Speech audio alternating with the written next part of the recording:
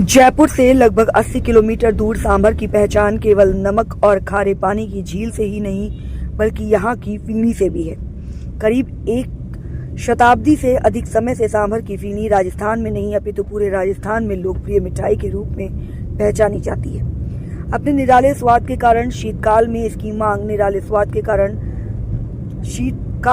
मांग और अधिक हो जाती है। यहाँ के पानी की तासीर की वजह से इसकी गुणवत्ता में आज भी कोई फर्क नहीं पड़ा है। जुडार और मारवाड़ क्षेत्र में विशेषकर मकर संक्रांति के अवसर पर भेंट के तौर पर देने की परंपरा जारी है। यूं तो फीनी का उत्पादन पूरे वर्ष पर ही चलता रहता है, लेकिन सर्दियों के मुकाबले इसकी खपत कम रहती है। सांभर की फनी के बारे में जानकारी 16वीं शताब्दी में लिखी गई चंद्रदाई की प्रसिद्ध पुस्तक पृथ्वीराज रासो में मिलती है। कहा जाता है कि जब पृथ्वीराज चौहान की शादी हुई थी, तब इस मिठाई को शाही भोज के रूप में मेहमानों को परोसा गया था। फीनी को बनाने में मुख्य अवयव मैदा, घी और चीनी है। फीनी बनाने के लिए एक दिन पहले घी गर्म करके जमाया जाता है। दूसरे दिन मैदे को पानी में डालकर मिलाया जाता है और भली भांति मैदे को गूंदा जाता है। फिर गीले कपड़े से ढककर ऐसे रखा जाता है जो ज्यादा सूखा न हो और ज्यादा गीला न हो। कम पानी होने पर चूड़ा बन जाता है, ज्यादा पानी होने पर तार चिपक जाते हैं। इससे बनने में दक्ष कारीगरों की ओर से विशेष ध्यान रखा जाता है।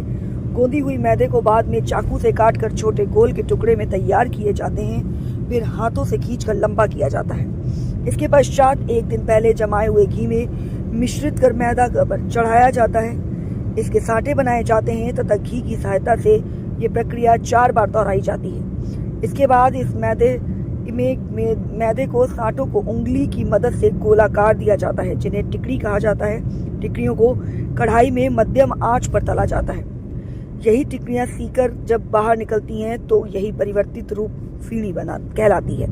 माना जाता है ये एक सही विधि से तैयार की गई फीनी में 1296 तार होते हैं, जो कि इसकी खूबसूरती व स्वाद को उजागर करते हैं। आज भी मांग के आधार पर फीनी बनाई जाती है, जो सामान्य फीड की तुलना में भले ही कई गुना महंगी हो, लेकिन स्वाद में इसका कोई सनी नहीं है। यूं तो वर्ष भर सांभर में फीनी का उत्पादन होता है, लेकिन दिसंबर से जनवरी के बीच बड़ी मात्रा में चीनी का उत्पादन होता है। यहाँ निर्मित होने वाली फीनी का करीब 80% हिस्सा आज भी बाहर ही निर्यात होता है। महंगाई की करने के उत्पादन एवं शौकीनों पर भी इसका खास असर नहीं पड़ता। मकर संक्रांति एवं विशेष पर्व के दिनों में इसके दामों में और इजाफा हो जाता है।